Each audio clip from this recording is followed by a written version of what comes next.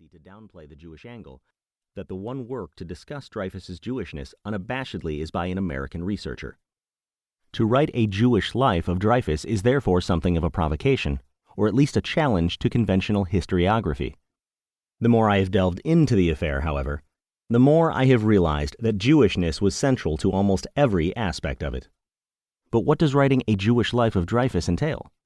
It means, first, exploring the role of Jewishness in Dreyfus's life and that of his family.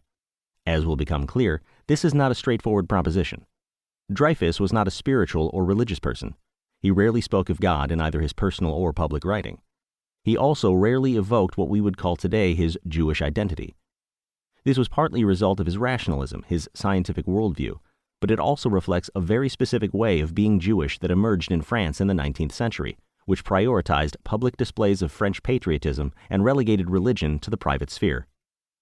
Dreyfus is often referred to as an assimilated Jew, but this is a label that I prefer not to use in this case because it connotes rejection of the minority culture in order to join the majority one. Neither Dreyfus nor his family sought to disavow their Jewish origins.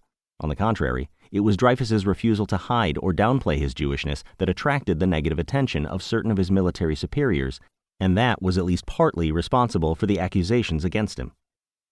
A major part of this book, especially the early chapters, involves explaining how Dreyfus and his family embraced a specific form of Jewish identity, Franco-Judaism, that took shape in the 19th century as a response to the French Revolution. Writing a Jewish life of Dreyfus also means placing the question of anti-Semitism front and center. If the affair raised key issues for liberal democracy at a critical moment in world history, it did so because Dreyfus was Jewish. It was not a coincidence that when the French military learned it had a traitor in its ranks, suspicion fell on the one Jew on the general staff. Although anti-Semitism was not the sole factor leading to Dreyfus's arrest and conviction, it was the critical one. And it was also critical to why his case divided the French nation. There had been other cases of military espionage and of wrongful conviction before Dreyfus, and there have been many since. None turned into an affair. French people cared so deeply about this case, primarily, if not exclusively, because Dreyfus was a Jew. It was Dreyfus's Jewishness that made the case about more than spying and more than the failures of military justice.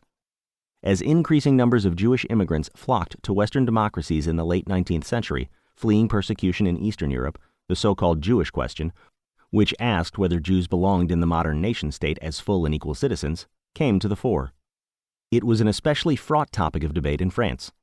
France had been the first European country to grant Jews full civil rights during the French Revolution, but it was also the country where the backlash against Jewish emancipation was felt most intensely in the late 19th century. If you asked observers in 1899, at the height of the Dreyfus Affair, to predict which country was most likely to unleash a genocide against Jews, they would very likely have guessed France. And yet the Holocaust did not start in France, even if the Vichy government contributed to its implementation. This was largely because the affair diffused the time bomb of French anti-Semitic prejudice, or at least delayed its explosion, by mobilizing much of the French left against right-wing nationalism. The creation of organizations like the Human Rights League during the Dreyfus Affair helped form a bulwark against hatred, as did the courageous stance taken by certain socialist leaders in defense of the Jewish officer. Finally, writing a Jewish life of Dreyfus means exploring the effect of Dreyfus's life on the lives of Jews around the world. In his humorous story, Dreyfus and Kazrelevka, the Yiddish writer Sholem Aleichem satirizes the way small-town Jews in the Russian Empire obsessed over the case.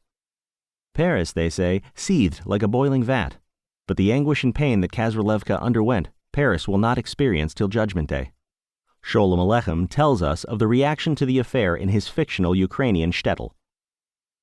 The effect on Jews was the same in Berlin and New York as in Kazrelevka, and in Chapter 6, I explore how Jewish newspapers in French, English, German, Hebrew, and Yiddish covered the case and understood its implications.